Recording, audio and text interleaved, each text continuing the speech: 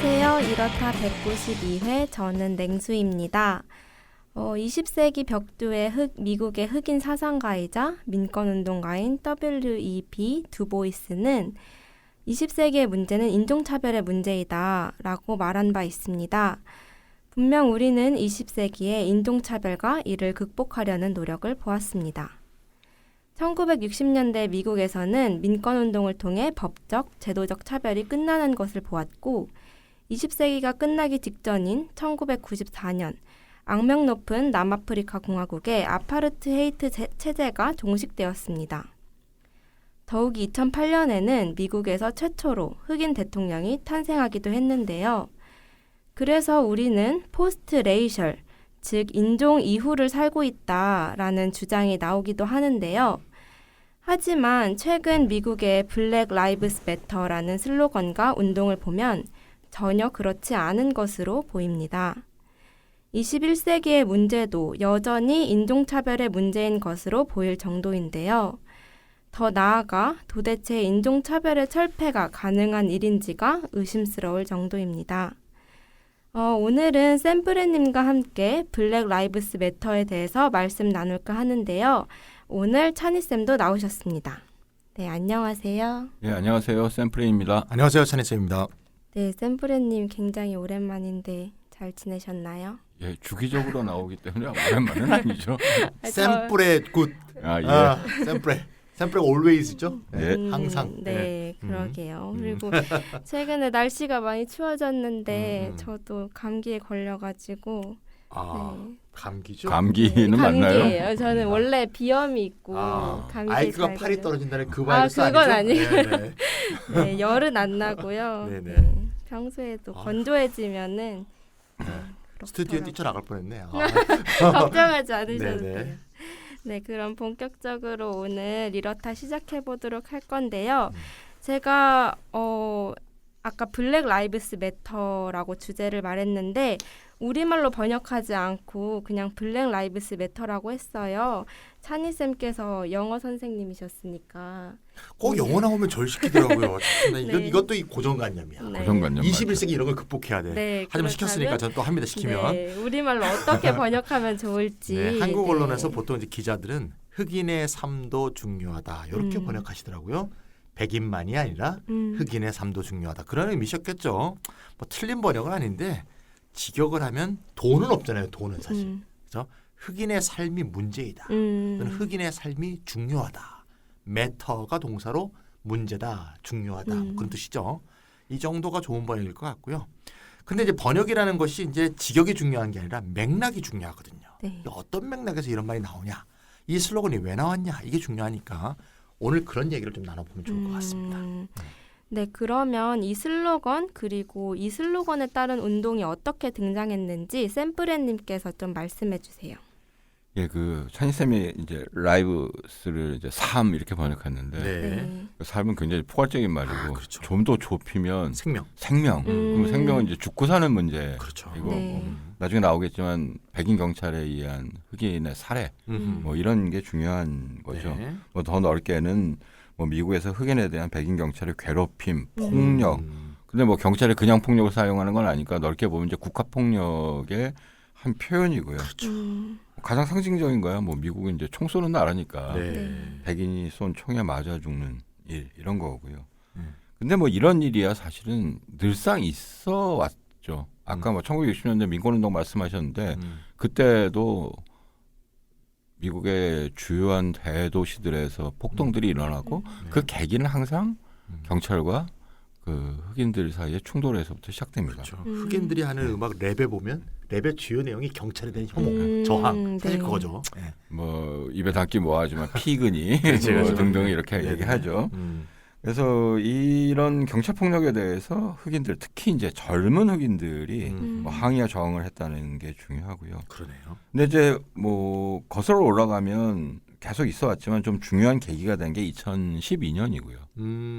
2월에 플로리다 샌퍼드라는 곳에서 10대 흑인인 트레이번 마틴이 그러니까 미국은 이제 경찰뿐만 아니라 자경단이라고 동네에서 이제 사람들이 이제 그 일종의 감시체계죠. 우리나라 같으면 이제 동네 순찰대인데 음. 이 순찰대가 총을 들고 있죠. 근데 그러니까 문제는 이거 영어권에서는 네. 네이버후드 워치 뭐 이런 네네. 개념을 네. 쓰죠. 네. 그래서 총에 맞아 죽었고 이 조지 지머만이라는 사람이 총을 쐈는데 이 사람에 대한 사법 처리 문제가 시간을 끌다가 다음해인 2013년 7월에 그냥 불기소 석방됩니다. 이런. 그러니까 대배심이 기소하지 않는 것으로 어쨌든. 이 21세기 일어날 일이죠 이게. 그래서 여기에 대해서 이 반대편에 있던 이쪽 그 캘리포니아만 지역에서 활동하던 아리샤 가르사라는 흑인 여성 노동운동가가 소셜 미디어 시대니까 항의한 내용을 게재하면서 해시태그를 붙였고 그중 해시태그 운동이죠. 또 다른 두 명의 흑인 여성인 패트리스 컬러스하고 오팔 토메티가 가담하죠. 그래서 이 세 사람이 이 운동을 시작했다 이렇게 이제 알려져 있고요. 네. 그래서 이제 해시태그 Black Lives Matter라는 이제 슬로건이 만들어졌습니다. 그래서 이제 아까도 말씀하신 것처럼 슬로건이기도 하고 뭐 이 항의 운동을 가리키는 말이기도 하고요. 근데 이제 본격화된 거는 2014년에 미주리주 퍼거슨, 그래서 퍼거슨 사건이라고 큰 사건인데. 퍼거슨 시죠. 예. 그러니까 센트루이스 옆에 있는 마이클 브라운이라는 흑인이 그리고 뉴욕에서는 에릭 가너라는 흑인이 경찰에 살해된 이후에 커졌고요. 경찰에 흑인 살해에 전국적 항의 시위가 불붙었고 이때 모두가 Black Lives Matter라는 슬로건을 내걸었습니다. 그렇군요. 물론 이 슬로건 이외에 Hands up, don't shoot, I can't breathe, White silence is violence, No justice, no peace, Is my son next? 뭐 이런 슬로건도 있습니다. 슬로건 보면 뭐 hands up은 손들어, 그리고 don't shoot 쏘지 마, 그리고 I can't breathe는 조지 플로이드 사건을 좀 떠올리게 예, 하는 그런 맞습니다. 예. 슬로건이네요. 네. 그래서 얼마 전에 백인 경찰이 무릎으로 목을 눌러서 질식사 시켰던 그런 끔찍한 장면이 떠오르는데요. 저도 그때 정말 분노가 차오르고 너무 슬펐던 기억이 있어요. 네. 그래서 샘플레님 얘기 들어보니까 2011년에 아랍앨범에서도 소셜미디어가 큰 역할을 했었던 걸로 기억나는데 네. 블랙 라이브스 매터라는 운동 또한 SNS가 만들어낸 그런 운동이겠네요. 네, 그렇죠. 네, 그래도 이게 하나의 사회운동으로 발전하고 또 목표를 달성하기 위해서는 어쨌든 나름의 조직 구조를 갖춰야 하지 않을까 그런 생각도 드네요. 맞습니다. 온라인에서 운동이 벌어지면 그게 네. 오프라인으로 이렇게 이전이 돼서 네. 서로 이렇게 상호작용을 해야 힘이 강해져요. 좀 전에 그 샘프레님이 말씀하시던 퍼거슨 시 사건이 이제 중요한 계기가 되는데 항의 운동이 시작이 됐고 그게 이제 온라인에서 시작이 돼서 그게 오프라인으로 발전해서 Black Lives Matter 네트워크가 만들어집니다. 조직이 생긴 거죠. 이것이 더 발전해서 Black Lives Matter 글로벌 네트워크라는 세계의 네트워크로 이제 발전을 했고요. 2017년 봄쯤이 되면 이제 미국이나 캐나다, 영국 세 나라에 지부만 40개가 넘는 그런 글로벌 네트워크로 발전했습니다. 하지만 뭐 이름이 네트워크니까 느슨한 조직이라는 것을 이해할 수가 있겠죠. 예, 그리고 그것과 별개로 보통 이제 우산 조직이라고 여러 조직들을 하나로 이제 포괄하는 엄브렐라라는 예, 거죠. 이런 조직이 있는데 각지의 다양한 Black Lives Matter를 포괄하는 Movement for Black Lives, M4BL이라고 하는 단체가 만들어지고요. 네네. 그래서 이 집단이 2015년 여름부터 1년에 걸쳐 컨퍼런스 워크숍 뭐 이런 걸 통해서 강령 그러니까 자신들이 이제 요구, 목표 이런 것들을 내걸고 그래서 이제 흑인의 삶을 위한 비전을 2016년 여름에 발표합니다. 근데 2016년 여름이니까 아시겠죠? 그러니까 선거 전이죠. 그 나름의 이제 선거에 그러니까 이게 꼭 선거 정강령은 아니지만 선거에 영향을 미치려고 했다는 것도 알 수 있고 그다음에 또 4년 만인 올해 여름에 얼마 전에 또 이제 선거를 앞두고 강령 개정판을 냈는데 선거 때마다 네, 크게 이제 뭐 아주 바뀐 것은 아니지만 어떤 뭐 좀 약간 이제 손질을 한 강령의 개정판을 냈고 뭐 거기에 대해서는 좀 이따 더 말씀드리죠. 네, 그렇군요. 그리고 아까 제가 잠깐 언급했는데 올해 5월에 조지 플로이드 사건이 일어나면서 다시금 블랙 라이브스 매터 운동이 폭발했습니다. 맞습니다. 네, 찬희쌤께서 그 개요를 간단히 말씀해 주셨으면 네, 합니다. 얼마 안 된 사건이니까 다 기억하실 것 같고요. 지난 5월 25일입니다. 네, 코로나19가 막 확산되고 있을 텐데요. 맞아요. 미국은 뭐 지금 더 확산되고 있습니다만 미국 미네소타주 미니애폴리스에 살고 있는 조지 플로이드라는 40대 흑인이 백인 경찰의 무릎에 목이 눌려갖고 죽은 사건이죠. 네. 동영상을 이제 찍은 게 이제 동영상이 이제 유튜브를 통해서 유포가 됐고요. 백인 경찰이 8분 46초 동안이나 무릎으로 플로이드의 목을 누르고 있는. 그래서 그 얼굴이 이렇게 창백해져 가면서 네. 이렇게 파랗게 가는 그 억을 우리가 다 볼 수 있었죠. 이걸 본 많은 시민들이 분노하여 다음 날 미니애폴리스를 시작으로 해서 항의 운동이 불붙듯이 타오르기 시작했고요. 이 항의 운동을 이제 진압하기 위해서 주요 도시 12곳에서 야간 통행 금지가 실시되었고 24개 주하고 워싱턴 DC에는 주 방위군 투입을 요청하기도 해서 17,000명 이상의 주 방위군이 투입된 이런 폭력자 대치 상황으로 네. 번졌죠. 예. 네, 너무 끔찍한 그런 영상이었는데 네네. 한창 코로나19가 퍼지던 때였잖아요. 네네. 그리고 코로나19 이후에 K-방역이라고 하면서 한국이 좀 이렇게 뜨고 있는데 특히 미국과 대응이 많이 비교가 되는 것 같아요. 네. 그래서 그런 관련된 뉴스를 보면은 아, 미국이 그동안 선진국인 줄 알았는데 아닌 것 같다. 이런 식의 얘기가 많고 특히 이 블랙 라이브스 매터 운동이 다시금 불거지면서 그런 댓글들이 더 많아지면서 그렇더라고요. 네. 그래서 그래도 한때 아메리칸 드림 그리고 뭐 민주주의, 자유, 인권의 수호자 그런 역할을 했던 나라가 미국인데 그렇죠. 네, 이런 나라에서 아직도 흑인이 경찰에게 살해되는 일이 이렇게 많이 일어난다는 게 저는 좀 이해하기 어려운 일인 것 같아요. 그래서 간단하진 않겠지만 이런 상황을 어떻게 이해해야 될까요? 예, 복잡하니까 좀 간단하게 네. 그래서 몇 가지 질문과 개념을 갖고 좀 이해해 보죠. 하나는 이른바 이제 구조하지 않은 인종주의라고 부르는 게 있습니다. 그러니까 그런 이제 법적인 인종주의와 다르게 사회 구조화된? 어쨌든 완전히 침윤돼 있다 이런 거고요. 뭐 백인 경찰 하나가 괜히 뭐 그렇죠. 일해서 일탈하는 게 죽는 게 아니죠. 아니다 예, 이런 예. 거고요. 그다음에 이제 감금 국가라는 개념이 있는데 임금국가. 수감자가 많다는 거예요. 음. 그리고 또 하나는 이른바 이제 공격적인 치안 유지 정책. 물론 한국에서도 우파 신문들이 한국에서 이제 뭐 시위 벌이면 야, 미국의 경찰들은 그럴 때 막 총 쏜다. 뭐 이렇게 죽는다. 얘기하는 식의 네. 뭐 얘기를 하는데 맞아요. 물론 그거를 좀 특정한 게 이른바 깨진 유리창 이론이라고 하는 사회과학 이론이 유명한 있고 이론이죠. 뭐 그런 걸 갖고 이제 좀 얘기를 해보죠. 뭐 미국이 이제 노예제의 나라였다. 네. 뭐 링컨은 다 아시는. 네. 뭐 미국에서 첫 번째, 두 번째로 존경하는 대통령 중에 하나죠. 그러니까 남북 전쟁이 끝나고 노예 해방이 이루어졌고, 그래서 미국은 이제 헌법 수정이 이제 수정헌법이라고 해서 13조, 14조, 15조 이걸 통해서 뭐 미국 흑인도 미국의 시민이 되고, 그다음에 투표권을 얻고 뭐 등등등 이런 권리를 가졌습니다. 하지만 짐 크로라고 불리는 인종 분리 정책 이게 특히 이제 미국 남부에서 이제 자행이 됐고 예를 들면 학교를 흑인 학교, 백인 학교 분리하고 세그리게이션이라 그러죠. 예. 예. 그다음에 그 뭐 좌석도 분리하고 뭐 등등 버스 네. 뭐 이런 거. 예. 물론 이게 가장 극심했던 데는 남아프리카 공화국이었죠. 네. 그래서 수혈할 때도 백인피, 흑인피 이런 거 다 나눠놓고 그 다큐멘터리 보면 다 아주 여전히 남아 있습니다. 아, 파란색 피해야 되는데 그냥 오늘 그래서 이제 이를 극복하려고 하는 것, 이른바 동등한 권리를 갖겠다. 이게 이제 민권운동, 시빌 라이츠 무브먼트라고 부르는 거고, 이게 우리가 알고 있는 그 유명한 마틴 루서 킹이 등장하는 곳이죠. 네. 그래서 64년과 65년에 미국에서 민권법과 투표권법이 통과돼서 법적 제도적 차별이 철폐되고 어쨌든 투표권이 무조건적으로 주어지는 이런 일이 생겼습니다. 그렇군요.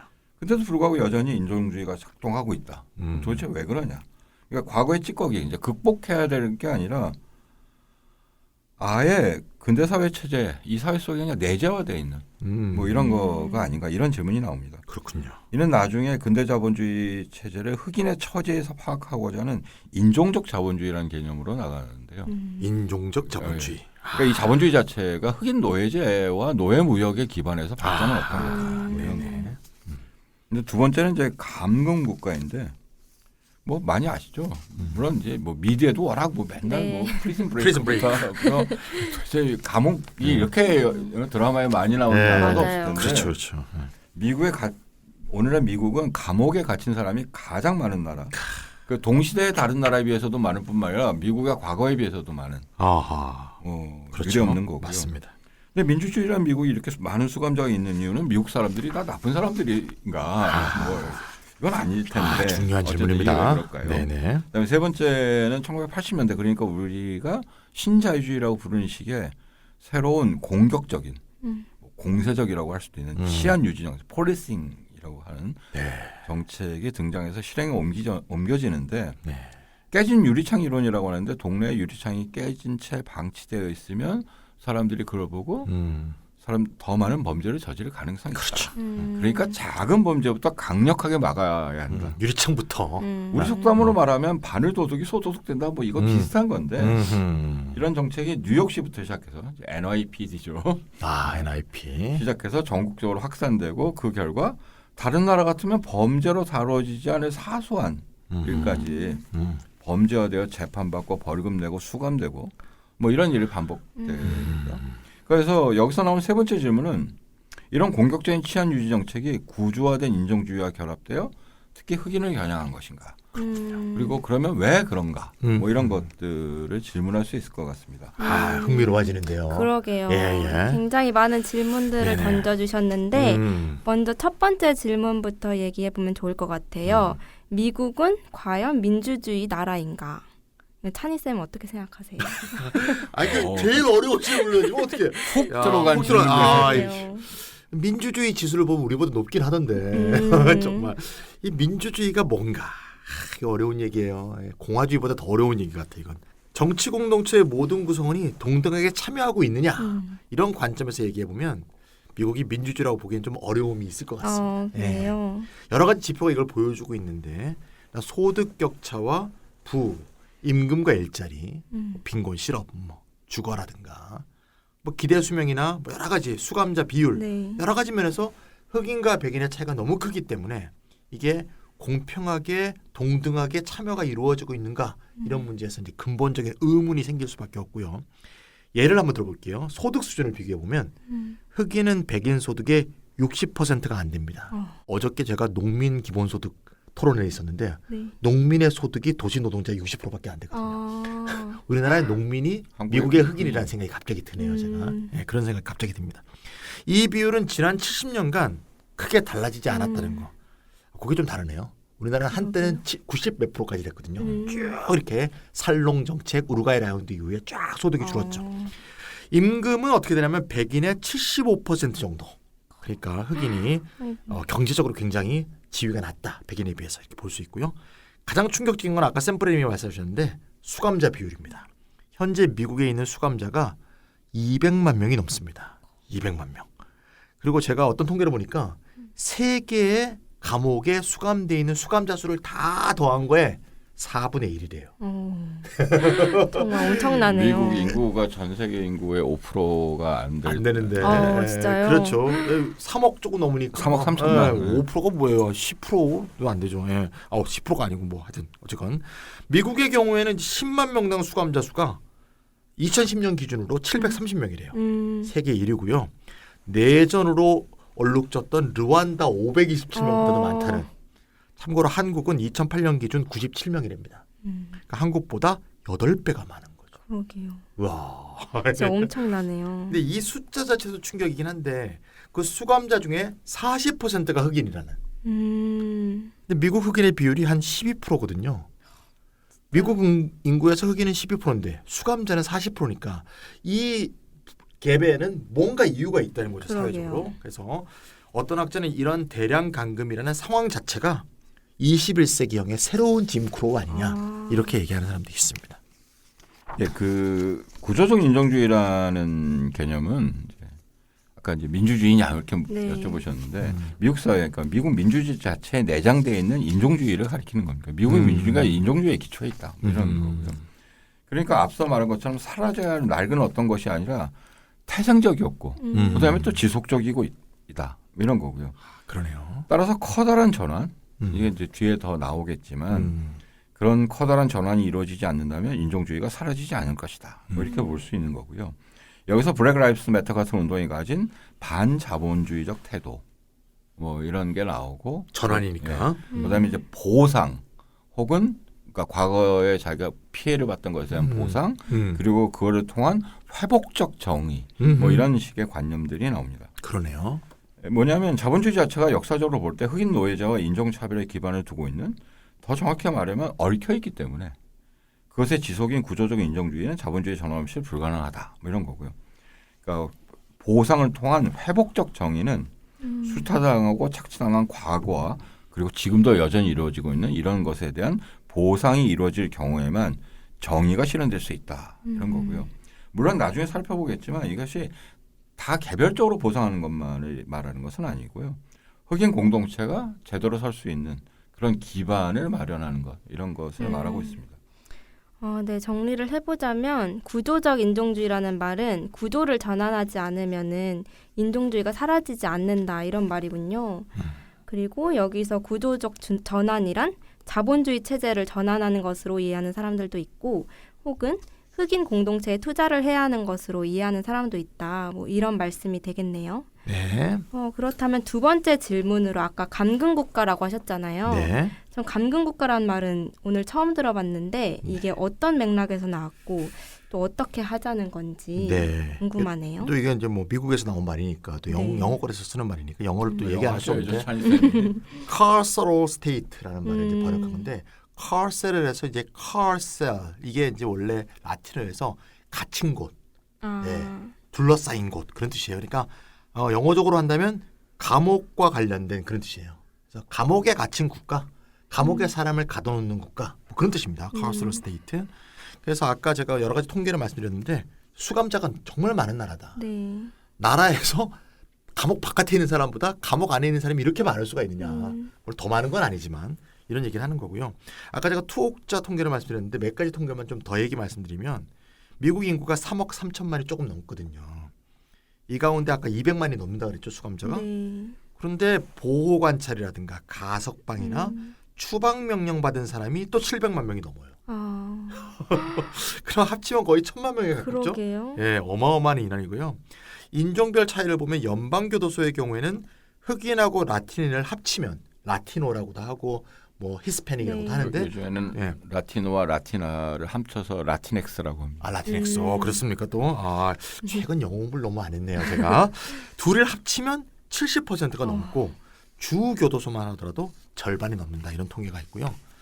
아까 그 1980년대 이후로 치안 유지 정책이 공격적인, 아주 공세적인 치안 유지 정책이 그런 얘기가 나왔는데, 그러다 보니까 지금 감옥에 있지는 않지만 과거에 한번 큰 집에 갔다 온 사람, 이걸 다 포함하게 되면 미국 인구 중에 6,500만 명이 전과자입니다.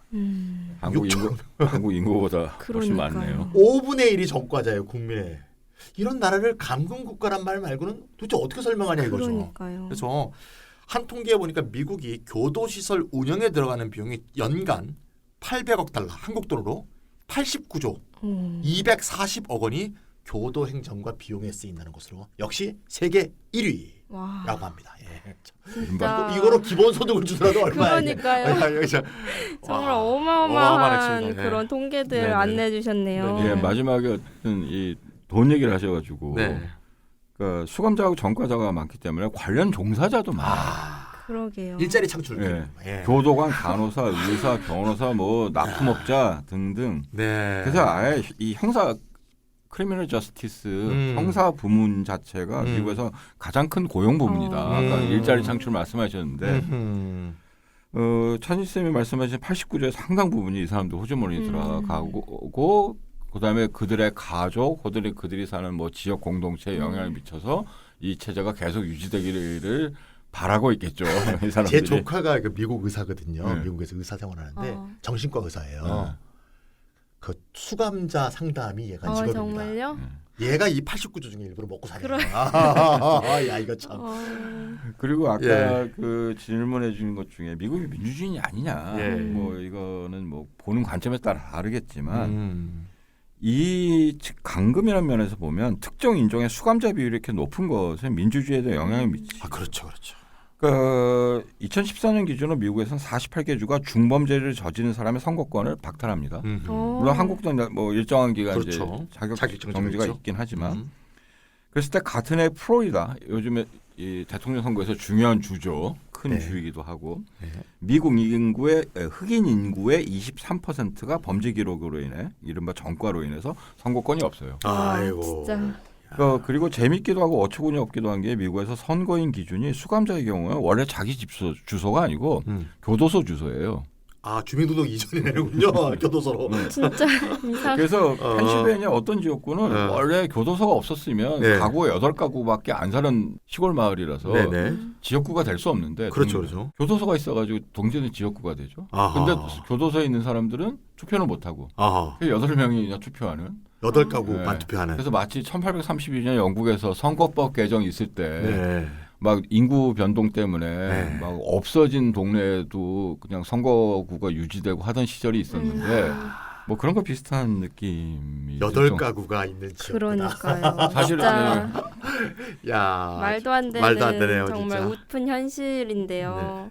교도소 덕분에 선거할 사람도 없는데 선거가 됐다. 뭐 그게 어떻게 민주주의라고 할 수 있는지 좀 이해가 안 되는데, 그런데 미국이 말씀하신 감금 국가가 된 게 언제부터인지가 좀 궁금해요. 특별히 주목할 만한 시기가 있을까요? 그러니까 수감자가 크게 늘어나는 건 이제 1970년대. 그러니까 뭐 미국에서도 뭐 미국만 그런 것은 아니고 이른바 이제 선진국에서는 뭐 50년대 60년대가 좋았던 옛날 이렇게 이제 올디스 버 굿디스 뭐 이렇게 말하는 시절이기도 한데 70년대 이후에 두 가지 변화를 겪었죠. 하나는 앞서 말한 민권 운동이 승리를 거둔 이후의 시기입니다. 이건 좋은 점이죠. 네. 물론 여기에 또 다시 백래시라고 해서 반발이 일어나기도 하지만 그렇죠. 다른 하나는 전후 자본주의 장기 호황이 끝나고 이른바 이제 오일 쇼크로 상징되는 경제 스태그플레이션. 위기가 이제 네. 등장되고 스태그플레이션이 등장했죠. 네. 앞서 나왔던 새로운 짐 크로우라는 책의 부제가 인종 맹목 시대의 대량 감금인데 여기서는 이 인종 맹목이란 이제 컬러 브라인드니스, 컬러 블라인드니스. 뭐 젠더 브라인드니스 여러 가지 말을 이제 혹은 뭐 장애 브라인드니스라는 말도 쓸 수 있을 거고요. 그래서 근데 여기서는 좀 긍정적 의미로 쓴 건데 더 이상 인종이 사회적 차별이나 갈등의 중요한 변수가 아닌 것처럼 취급되는 시대. 근데 이제 이 책의 저자인 미셸 알렉산더는 대량 감금이 사실은 법적인 제도적인 차별이 불가능하니까 나온 방식이다. 그래서 대량 감금이 인종 카스트 체제를 만들어낸 사회적 통제 방식이다. 그렇군요. 그러니까 다시 말해서 민권 운동으로 인해 더 이상 법률로 인종 차별을 할 수 없기 때문에 흑인에게 영향이 미치는 다른 요인들을 어쨌든 겨냥해서 만들어졌다. 그런데 앞서 말한 것처럼 수감되어 있을 때는 당연히 사회적으로 배제되어 있죠. 네. 근데 뭐 한국에서도 전과자 그러면 일자리 얻기도 어렵고 맞아요. 등등. 그래서 범죄 기록에 따른 선거권 박탈로 인해 출소 이후에도 배제가 계속되고 일자리부터 주거 등등 삶에 다양한 영향을 미치게 되겠죠. 어쨌거나 인종이 중요한 여기서 요인이 되고 있는 거죠. 그렇군요. 아까 그 샘프라님이 아까 그 민권운동 얘기를 하셨잖아요. 네. 민권운동이 보통 50년대 후반부터 60년대 초반 특히 중반에 아주 가열차게 타오르는데 그때가 이제 경제적으로 보면 복지국가 시대잖아요. 네. 자본주의 호황기죠. 고도 성장과 자본주의 성장과 복지국가 확대기. 사실은 그랬기 때문에 이게 성공할 수 있었다. 운동이 성공할 네. 수 있었다. 운동에 사실 경제적 배경이 이제 중요하잖아요. 네. 1987 우리나라 체제도 한국의 고도 자본주의 성장기 아닙니까? 이거하고 사실 밀접한 연관이 있거든요, 사실. 그런 반면에 이제 1970년대부터 수감자 수가 늘어난다 그랬잖아요. 여기가 이제 스태그플레이션으로 인한 오일 쇼크 이후의 경제 위기 시대란 말입니다. 이거하고 밀접한 연관이 있다.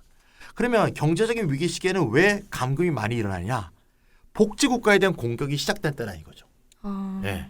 또 한편에서는 경제적으로 어려우니까 사람들이 살려면 범죄를 하지 않으면 살 수 없는 그런 시기가 되는 거죠.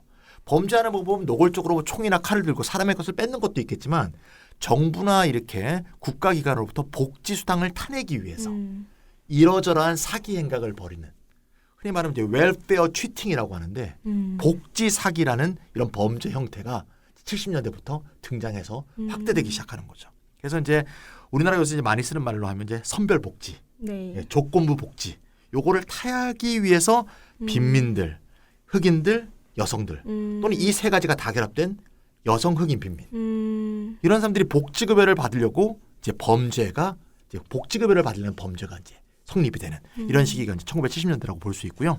그러니까 좀 전에 말씀드렸듯이 인종도 중요한 요소이지만 가난, 빈곤 문제, 또 여성의 문제 이런 이제 복합적으로 얽혀 있고요. 이 당시 때 생겼던 새로운 용어가 웰페어 퀸이란 말이 있어요. 복지 여왕. 복지 여왕. 이제 그러니까 빈곤층 여성을 말하는 거죠. 복지급여를 타내려고 사기치는 이런 식의 말들도 등장한 게 바로 1970년대 이후다. 저거의 표도 하나 제가 갖고 왔는데 표 보이시죠? 네. 야, 급격하게 이렇게 그러니까. 70년대 이후로부터 꺾어지기 시작해서 80년대, 90년대 가면서 프리즌과 제일. 예. 제일은 이제 미결수가 들어가는 감옥이고 프리즌은 이제 기결수가 들어가는 감옥인데요. 확 늘어나는 게 보이죠? 네. 이런 게 이제 사회적인 배경이 있다는 걸 우리가 알 수가 있습니다. 너무 슬픈 것 같아요. 네네. 그래서 가난한 그리고 흑인 그리고 여성이 복지급여 혜택을 받으려는 노력이 범죄로 간주되기 시작한 시기에 이렇게 수감자 비율이 크게 늘어나는 그렇죠. 현상이 발생한 거군요. 네. 네, 그렇다면 이번에는 세 번째 주제인 공격적인 치안 유지 활동 그리고 깨진 유리창 이론을 다뤄보면 좋을 것 같은데요. 이건 블랙 라이브스 매터 운동이 촉발된 직접적인 계기이잖아요. 그런 경찰 폭력, 즉 백인 경찰에 의한 흑인 살해와 관련이 있는 것인데 근데 깨진 유리창 이론은 전 잘 모르겠고 이 경찰의 폭력이라는 게 실제로 어떻게 사용되고 있는지 궁금합니다. 예, 뭐 앞서 간단하게 말씀드렸지만 깨진 유리창 이론은 이제 범죄의 조짐만 보여도 조짐. 반사회적 행위, 뭐 무질서 등이 더 큰 범죄와 무질서를 낳을 수 있는 도시 환경을 만들어낸다. 지저분한 동네에 가면 사람들이 그렇게 된다. 뭐 이런 얘기고요. 그런데 들여다보면 무단횡단, 그다음에 한국은 이거 단속하지 않지만 예를 들면 거리에서 음주하는 거, 그다음에 무임승차 돈 안 내고, 네. 심지어 로이터링. 로이터링이라고 해서 거리를 그냥 배회하는 아니, 어떡해. 이런 것까지 범죄로 간주해서 뭐 입건하고. 깨진 유리창이니까. 진짜 이게- 이해가 안 가요. 이게 원래 이제 온전치 않아 유리창이. 예. 1982년에 사회과학자인 뭐 제임스 윌슨과 조지 캐링이라는 사람이 어쨌든 논문을 썼어요. 아하. 그 논문 썼다고 되는 건 아니고 예. 이른바 1990년대 줄리안이라는 사람이 시장하던 뉴욕 시잖아요. 시장, 근데 유명하죠. 거기에 뉴욕 경찰청장이 윌리엄 브래튼이라는 사람이 이 이론에 영향을 받은 치안 유지 정책으로 유행이 되기 시작했고, 네. 물론 이것과 좀 비슷한 말이 무관용 원칙이란 말이 이제 비슷한 말이 무관용. 있죠. 네. 물론 브래튼 같은 사람은 깨진 유리창 이론에 따른 정책이 무관용 원칙과 달리 매우 신중하고 잘 훈련받고 뭐라고 주저주저 얘기하는데 뭐 꼭 그렇게 보이지는 않습니다. 그렇게 될 수가 예. 없죠. 예. 뭐 이에 대한 비판이 여러 있어요. 근데 여기서 그걸 다 다룰 건 아니고 인정과 관련해서 말씀드리면 일단 무질서라는 게 뭐냐. 아까 말했던 거리를 이렇게 좀 왔다 갔다 하면 안 되냐. 그러니까. 그 예를 들면 요즘에 한국에서도 버스킹 많이 하는데 그 버스킹도 예를 들면 범죄. 그 무질서라고 말할 수 무질서죠. 있어요. 보기에 따라서. 예. 근데 사실 이제 도시라고 하는 것은 그런 여러저러한 사람들의 행동과 만남 이런 것이 교차하면서 도시라는 곳이 그러니까 도시의 삶이 만들어진다고 생각하면 사실 이건 좀 너무 극단적인 거고요. 그리고 이제 뭐 하다 보니까 경찰의 재량이 많고요. 이거 우리 복지 얘기할 때도 항상 얘기하는 것지만 재량이 너무 크면 안 되죠. 하는 사람이 마음대로 이렇게 되는 거죠. 예. 그런데 구조화된 인종주의 사회에서 주로 흑인과 소수자에게 치안 유지 활동이라는 명목으로 사실상 해러스먼트, 괴롭힘이 어쨌든 일상화되고 집중화되어 있습니다. 실제로 퍼거슨 사건 이후 미 법무부가 퍼거슨 경찰에 대한 조사 보고서를 냈어요. 근데 흑인 지역에 대한 치안 유지 활동이 집중되어 있는데 그게 이 지역 사람들을 보호하려는 게 아니라 잠재적인 범죄자로 보고 그렇군요. 치안 활동을 집중했고 게다가 이들은 이제 수입원으로 보기 아하, 그렇죠, 그렇죠. 그러니까 벌금이나 과태료 부과 뭐 이런 정말요? 것을 통해서 이제 수입원으로 보는 거죠. 지방 재정을 튼튼하게 하는. 우리나라도 옛날에 함정 단속이라 그래서 저쪽 언덕 뒤프에 이제 교통경찰이 있다가 딱 잡는 거 그런 거 많이 하지 않았습니까? 그러면 시 재정이 좀 부족하구나 이런 얘기를 우리 많이 하고 그래. 그랬는데 한마디로 삥 뜯는 거죠, 삥 뜯는 네. 거. 그리고 이제 아시겠지만 흑인들의 주거 상태가 아무래도 백인보다 안 좋기 때문에 집에 있기 답답하거든요. 거리에 나와서 노는 경우가 많은데 뭐 미국 영화에 많이 네, 나오는 많이 나오죠. 그래서 뭐 농구라도 하다가 이제 애들하고 올려서 대마초도 피다가 뭐 이렇게 되는 거죠. 그러다 보면 이제 이게 이제 깨진 유리창으로 취급이 되는 거죠. 좀 더 이렇게 복합적으로 이걸 좀 사회학적으로 들여다보면 여기 아주 깊은 의도가 있는데요. 이렇게 이제 흑인이나 소수자, 빈민에 집중된 치안 활동을 어떻게 보면 60년대, 70년대 때 거기 사실 혁명이랄까 봉기적인 상황이었잖아요. 네. 당시 6.8 상황에서는 미국 같은 경우는 이제 아예 대학에 이제 총 들고 대학을 이렇게 지키고 그런 경우가 있었거든요. 그 당시 발생했던 이제 도시 위기, 흑인 폭동 이런 거로 일어난 도시 위기에 대해서 대응하는 방식이 이런 식의 경찰의 작전 정책으로 나왔다. 네. 이렇게 볼 수도 있고요. 좀 더 나가면은 신자유주의하에서 일어난 젠트리피케이션 이거를 가능케 하는 전략으로 볼 수 있죠. 뭐 젠트리피케이션 잘 아시다시피 그 뭐 허물어진 집이 뭐 주거가 뭐일까요? 나쁘다는 것을 이유로 그걸 헐어물어 버리거나 그걸 이제 밀어내 버리고서 그런 이제 뭐 주상복합 뭐 새로운 걸 만드는 거죠. 아주 네. 깨끗하게. 그래서 이제 빈민가에 살고 있는 사람을 몰아내고 이윤을 창출할 수 있는 멋진 건물을 지어서 그렇죠? 거기 있는 사람 다 내쫓고 이렇게 하려는 시도에 일어나고 볼 수 있다. 거기 있는 사람 다 잡아가게 되면 저 생활 기반이 무너지고 거기를 벗어나게 되니까 공동화되고 거기는 이제 다시 도시 재개발이라든가 도시 재건축을 할 수 있는 그런 역할을 만드는 거죠. 예. 그러면서 이제 깨진 위창을 몰아내고 산뜻한 그런 신도시를 만들 수 있다. 뭐 이런 식의 얘기가 되면서 겉으로 보기엔 멀쩡해지는 그런 세상이 되는 거죠. 그런 이렇게- 복합적인 그렇죠. 이유가 있었네요. 제 얘기를 이제 청취자분이 들으시다 보면 이게 미국에서 처음 있는 일이 아니다. 이런 생각이 들으셨을 것 같아요. 그러니까 19세기에 미국 백인들이 서부로 팽창하면서 미국에서 원래 살고 있던 아메리칸 네이티브스, 흔히 인디안이라고 부르는 사람들을 죽이면서 원주민을 몰아내면서 팽창해 왔던 거가 매우 비슷한 형식이 그러게요. 도시 내에서 벌어지고 있다는 거죠. 다시 말해서 사람은 필요 없고 공간만 필요하다 우리는. 그 공간에 있는 기존의 사람은 젠트리피케이션을 밀어내고 거기에 새로운 도시를 만드는 그런 식의 어떤 그들의 도시 전략하고 이게 연결돼 있다. 그런 측면을 말씀드릴 수 있을 것 같습니다. 그런 치안 유지 정책이 그렇게도 연결이 되는군요. 네네. 그래서 흑인을 감옥으로 보내는 것은 흑인 폭동에 대한 대응이기도 하고 그리고 빈민가를 없애버리려는 젠트리피케이션 전략 중에 하나다. 맞습니다. 아, 그렇군요. 네. 지금까지 블랙 라이브스 매터가 등장하게 된 배경과 맥락, 계기 등을 알아보았는데요. 이제 그렇다면 블랙 라이브스가 요구하는 게 과연 무엇인가를 살펴봐야 할 것 같아요. 샘프레님께서 블랙 라이브스 매터가 주장하는 바를 좀 정리해서 말씀해 주시면 어떨까 하는데 아까 앞서서 뭐 흑인의 삶을 위한 비전, 뭐 강령 이런 걸 발표했다고 아까 들었는데 그거에 대해서 좀 더 자세하게 알려주시면 좋을 것 같아요. 예, 그 블랙 라이브스 매터의 우산 조직이라 할 수 있는 무브먼트 포 블랙 라이브스 M4BL이 2016년 여름에 흑인의 삶을 위한 비전 뭐 이런 걸 발표하고요. 강령이라고 할 수 있죠. 그러니까 부제는 흑인의 힘, 블랙 파워, 자유, 정의를 위한 정책 요구들 이렇게 돼 있고요. 어쨌든 우선 이제 미국과 전 세계적으로 흑인 공동체에 지속적으로 가해지는 폭력에 대응하기 위한 뭐 집단적 노력이 필요하고 근데 이거는 흑인들만의 문제가 아니라 이른바 이제 전 세계 피해가 민민의 투쟁과 이런 것을 공유하고 있다. 그리고 주로 이제 여기 나와 있는 정책은 이제 미국 내에서 한 것이지만 이들이 지목하고 있는 대상인 가부장제, 뭐 착취적인 자본주의, 뭐 군사주의, 뭐 백인 우월주의는 국경이 없는 거죠. 뭐 이것도 같은 맥락이라고 말할 수 있고요. 그다음에 아프리카인들, 이거 아프리카의 후손이라고 하죠.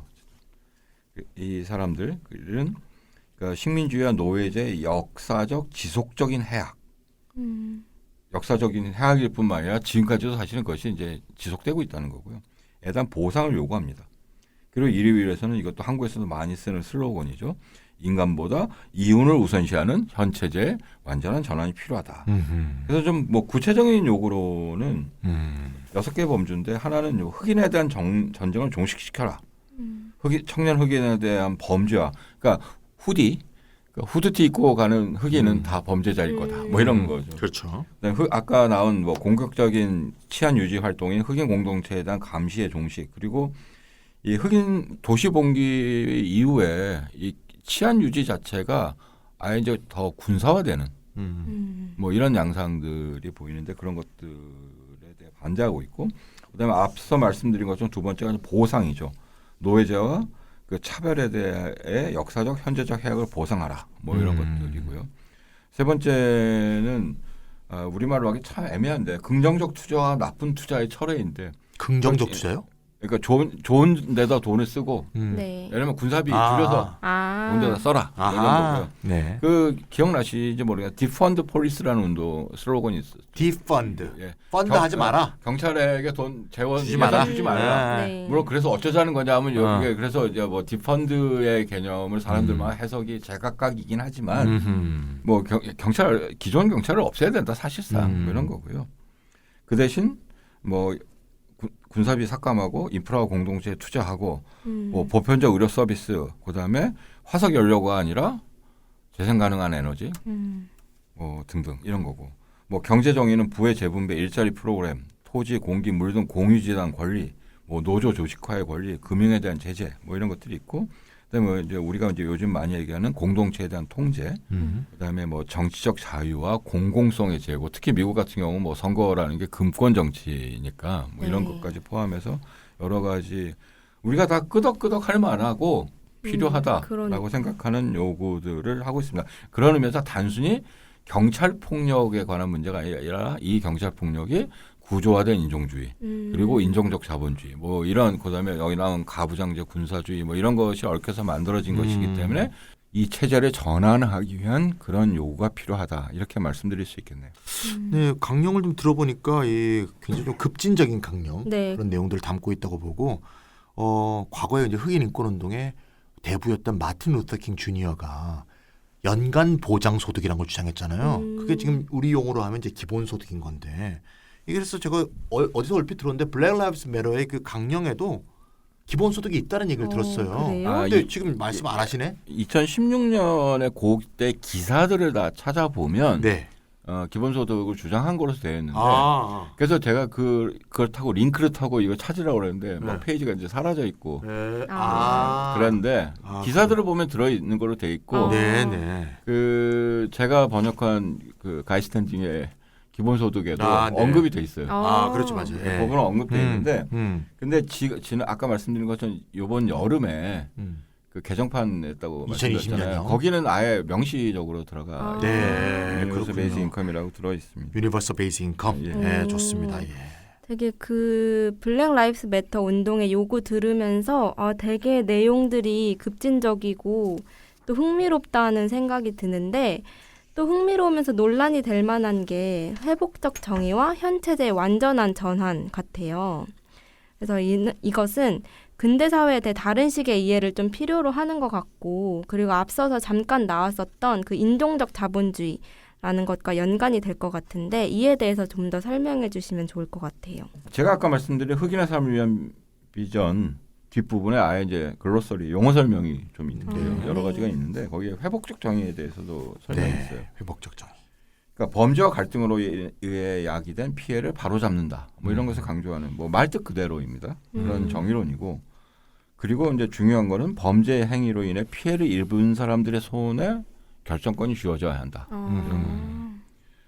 그런데 근데 말이죠. 제가 그 요새도 그 우리나라도 회복적 정의라는 말이 쓰거든요. 우리나라는 양밀학살이 많았죠. 네. 금정굴 사건이라든가 뭐 대전이나 지금도 계속 발굴이 되는데 근데 회복적 정의를 얘기하면서 그 과거 청산 얘기할 때마다 제가 이제 느끼는 게 지나간 과거고 죽은 사람이 다 묻혔는데 제대로 묻히지도 못하고 그게 도대체 회복이 가능한 건가?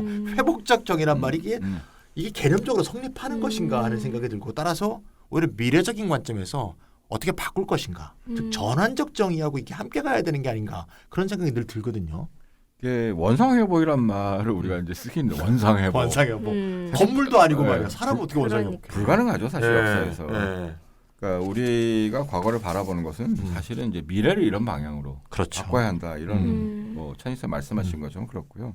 그래서 이제 전환적 정의라고 하는 것은 뭐 세 가지 믿음의 기초가 있는데 개인의 정의하고 공동체의 정의가 해방 이게 이제 동등하다. 그러니까 하나가 없이는 다른 하나는 불가능하다. 이거 같이 가야 된다.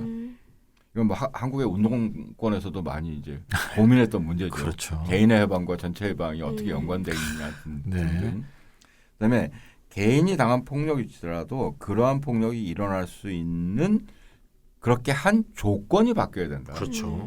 사람 하나 어떻게 했다고 된 게 아니다. 맞아요. 계몽주의로 해결이 안 되죠. 네. 그다음에 사법 체제라든가 특히 미국 같은 경우 이제 아동복지관이 이제 뭐 이런 들이 있는데 폭력에 대한 국가의 대응 혹은 체제의 대응이 사실은 개인적 집단적 정의를 실현하지 못하고 도리어 폭력의 악순환을 영속해왔고 그래서 공동체 그리고 아까 말한 뭐 피해자 중심의 뭐 이런 식의 전환 정의관이 필요하고 뭐 이상적으로 말하자면 전환적 정의는 개인, 공동체, 사회 전체에 어쨌든 전환을 요구하는 거고 그러면 이제 문제가 되긴 하겠죠. 어디서 어디로 전환할 거냐 뭐 이런 거겠죠. 네, 회복적 정의 그리고 전환적 정의에 대해서 말씀해 주셨는데 그렇다면 이제는 인종적 자본주의에 대해서 이야기를 할 차례인 것 같아요. 네. 네, 자본주의라는 걸 보는 시각 자체가 되게 여러 가지가 있잖아요. 대부분의 경우에는 어떤 정치적인 스펙트럼과 상관없이 자본주의가 유럽에서 발전했다. 뭐 이런 말들은 다 알고 있고 그리고 자유로운 임금 노동 그리고 즉 법적, 정치적으로 자유로운 개인들이 있지만 경제적으로는 불평등한 체제이다. 이 정도는 다들 공유하고 있는 생각인 것 같아요. 책에 나오죠. 그렇게. 네. 이주의 힘의 자유 뭐 이런 거 나오잖아요. 맞아요. 네. 근데 인종적 자본주의론이라고 하면은 이런 주류적인 자본주의관과는 어떻게 다른 걸까요? 뭐 이거는 이제 뭐 자본주의 들어서 이제 커다란 논쟁이고 역사적으로 이제 네. 뭐 노예제를 어떻게 볼 것인가라서 그렇죠. 네. 뭐 길게 말씀드리기는 좀 어렵고 오늘은 아주 좀 간단하게 말씀드리죠. 그러니까 사회자께서 말씀하신 자본주의가는 예를 들면 19세기 맨체스터 면화 공장에서 세계를 바라보았을 때는 그렇게 볼 수 있다. 막스가 본 세계관이죠. 네. 네. 근데 인종적 자본주의가는 19세기 대서양 건너편 미국의 남부의 면화 농장에서 그러니까 흑인 노예들이 강제 노동을 하던 곳에서 바라본 관점 이렇게 말할 수도 있고 물론 우리는 이것을 연결돼 있는 관점에서 봐야겠죠. 그렇죠, 이게 따로 그렇죠. 있는 것이 아니니까. 네. 뭐 이런 식으로 질문을 던질 수도 있습니다. 대서양 노예 무역과 아프리카 노예제가 없었다면 과연 자본주의가 발전할 수 있었을까? 뭐 이런 질문 좀 반사실적 가정이긴 하지만 중요한 질문이긴 하죠. 그러네요. 그러게요. 확실히 주류적인 그런 인식과는 조금 다른 방식의 인식 같은데 월러스틴 같은 세계체제론자가 말하는 역사적 자본주의론과 비슷하다는 생각이 들어요. 비슷하죠. 예. 네, 지금까지 말씀하신 것은 19세기까지의 일이잖아요. 어쨌든 19세기 초에 대서양 노예 무역이 폐지가 되고 19세기 중반에는 남북전쟁 속에서 노예제도가 폐지되지 않았었나요? 맞죠. 예. 네. 그렇다면 자본주의 초기에 과거의 체제를 이용했고 그 이후에는 그러지 않았다. 이렇게 말할 수도 있을 것 같은데. 뭐 그렇게 말할 수도 있죠. 네. 노예가 폐지됐으니까. 아까 제가 이제 19세기 면화공장, 맨체스터의 면화공장을 네. 바라본 막스 얘기했는데 또 막스의 제자하면 레닌 아닙니까? 레닌. 네. 정말 노골적인 막스주의자였던 레닌은 이제 제국주의론이라는 책을 쓰지 않았습니까?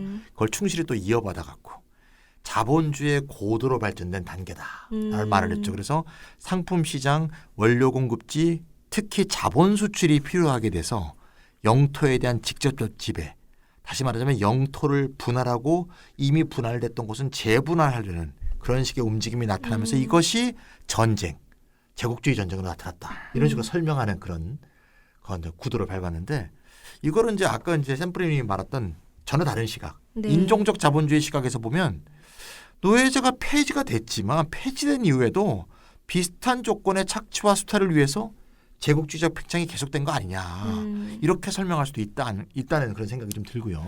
예, 미국에서 뭐 있었던 노예제와 뭐 똑같은 형태는 아니라 하더라도요. 사실 그렇게 볼 수도 있지 않을까 하는 생각이 듭니다. 예, 뭐 기존 좌파 혹은 뭐 정통파라고 해야 되나요? 정파. 예, 자본주의는 자본 투하를 통한 노동력의 착취. 근데 이 착취가 이용이잖아요. 그렇죠.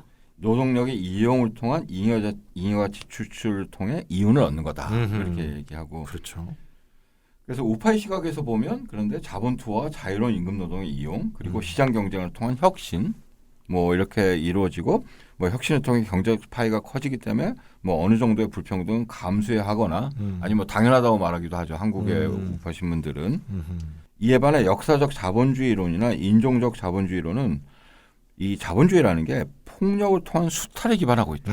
뭐 이렇게 보는 거고요. 그러니까 자동적으로 이루어지는 착취가 아니고. 그러니까 사실은 네. 국가가 또 굉장히 중요한 거죠. 왜냐하면 폭력을 독점하고 그렇죠. 공급하는 것이 국가이니까. 계속적인 수탈이 이루어진다는 거죠. 네. 여기에 또 다른 효과도 있죠. 폭력을 정당화하는 인종주의는 피지배 계급을 분할하는 효과. 아까 이제 그렇죠. 레닌의 제국주의로 말씀하셨을 때 수반되는 주제 중에 하나가 이제 노동귀족. 노동귀족. 예, 맞습니다. 그러니까 백인 노동자는 실질적이건 상상적이건 이득을 얻는다는 거죠. 그래서 이른바 이제 그 웨이지 오브 화이트니스라는 개념도 등장하는데 백인성의 임금이라고 해서 백인인 것 자체가 어쨌든 실제로 물질적으로도 이득을 볼 수 있는 그런 거고요. 이것이 다시 인종적 자본주의 체제를 또 유지하고 있는 이런 구조고. 그래서 또 오늘날 미국과 유럽에서 발행하는 우익 포퓰리즘의 원천이 뭐 또 여기에 있다고도 볼 수 있습니다. 그러니까 과거의 구조적 인종주의 체제에서 어느 정도 지위와 이득을 얻던 백인들이 어쨌든 오늘날 경제적 변동이 일어나고 있고 그 얘기를 여기서 길게 할 수는 없지만 이른바 중국의 부상을 비롯한 글로벌한 변화가 있죠. 네. 그 속에서 경제적, 사회적 상실감, 뭐 실제로 뭐 손실을 보기도 하죠. 러스트벨트에 의해서 알 수 있듯이. 그래서 이것이 자본을 향해서 자신의 분노를 표출하는 것이 아니라 이민자를 비롯한 인종 피라미드의 사실은 아래에 있는 사람들에게 분노를 쏟아나게 만들고 그래서 예를 들면 지금 인종적 구조적 인종주의에 대해서 흑인이 분노하고 있는 것이 아니라 사실은 원래 있었던 인종적 체제가 무너지거나 약화되는 것 속에서 백인들이 사실은 분노하고 있는 거다. 그리고 트럼프의 당선도 그런 것과 관련이 있다. 그래서 화이트 레이지라는 개념도 사실은 등장하고 있습니다. 그러니까요. 되게 공감되는 말인 것 같아요. 그런 혐오에 대한 내용과도 연결이 되고 그래서 듣고 보니까 인종적 자본주의로는 어쩌면 더 현실에 대해서 근본적이고 더 급진적인 비판인 것 같다는 그런 생각이 드네요. 그리고 자본주의가 수많은 불의와 부당함 속에서도 유지되고 있는 이유에 대해서 거기에 피해를 보는 대다수가 하나가 아니라 분할되고 있다. 하나가 되지 못하고 있다. 이런 데서 찾고 있으니까요.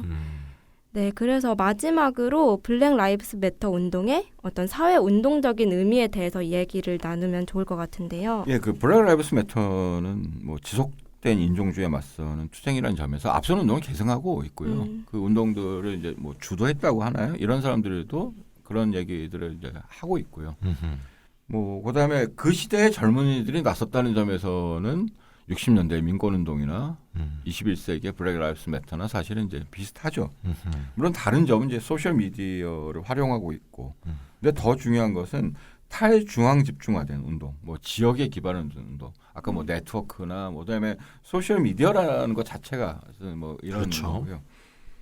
근데 또 다른 점은 과거에 60년대 민권운동 하면 여러분들 기억나시는 건 다 마틴 루서 킹을 비롯해서 뭐 나머지 분들은 잘 모르지만 다 그래도 당시로선 연세가 있는 뭐 40대지만 그런 남성 지도자들이었는데 지금은 아까 나온 이 3인방 네. 처음에 블랙 라이브스 매터 해시태그 운동을 시작한 3인방부터 시작해서 많은 경우에 젊고 그다음에 페미니스트이고 그다음에 뭐 다양한 활동을 하는 이런 사람들이고요. 그래서 운동의 성격과 스타일, 지향점도 그런 맥락에서 이해할 수 있고 이런 이유로 가장 주변화된 흑인의 경험과 요구에 기초하고 있고요. 그래서 꼭 나오는 게 여성, 퀴어, 트랜스, 그다음에 젠더 비순응, 그 젠더 난 컨포미티, 그다음에 그렇죠. 무슬림, 전과자와 수감자, 빈민, 노동자 계급, 장애인, 그다음에 뭐 미등록 노동자, 이민자 등 이렇게 주변화되고 소외받은 사람들이 당하고 있는 폭력과 또한 이에 대한 저항을 중심에 두고 있고 뭐 그럴 때만 현 체제의 완전한 전환이 가능하다. 뭐 이렇게 말을 하고 있고, 근데 뭐 이것 자체는 오늘 다 이야기할 수 있는 것은 아니고 이것 자체가 사실 또 다르게 우리가 다뤄봐야 할 큰 주제라고 생각합니다. 21세기형 블랙팬더 운동 같은 그런 느낌이 좀 드네요. 예. 그러게요. 방금 말씀하신 그런 블랙 라이브스 운동의 특징들에 대해서도 저는 굉장히 매우 궁금하고 관심이 있는데 이 부분은 나중에 따로 다뤄보면 좋을 것 같아요. 네, 그래서 이제 마무리를 하면 좋을 것 같은데요. 보통 우리는 근대 역사는 우여곡절을 겪으면서 진보한다는 믿음을 가지고 있는 것 같아요. 그렇지만 21세기에 그리고 20년이 지나가고 있는 지금에서도 우리는 역사가 후퇴한다고 생각할 때도 많은 것 같습니다. 맞죠. 그런데 그냥 후퇴가 아니라 사실은 모습을 바꾸어서 지속되는 게 아닐까. 그러고 있는 것이라면 우리는 어떻게 해야 할까 이런 생각이 드는데요. 오늘날 한국 사회에서도 저렇게 말도 안 되는 일이 있나, 그리고 과거에나 있었던 일이 벌어질 수 있을까? 이런 생각이 들 때가 많이 있는데, 하지만 블랙 라이브스 매터 운동을 통해서 우리는 차별 그리고 억압, 폭력이 과거의 일이 아니라 그냥 동시대의 모습이라는 것을 알게 되었습니다. 그리고 이런 사태를 극복하는 것은 개인, 공동체, 사회 전체가 바뀌는 것이라는 점을 알 수 있었던 그런 오늘 이렇다였는데요. 오늘도 다들 고생 많으셨고요. 이것으로 이렇다 192회를 마치도록 하겠습니다. 네, 고맙습니다.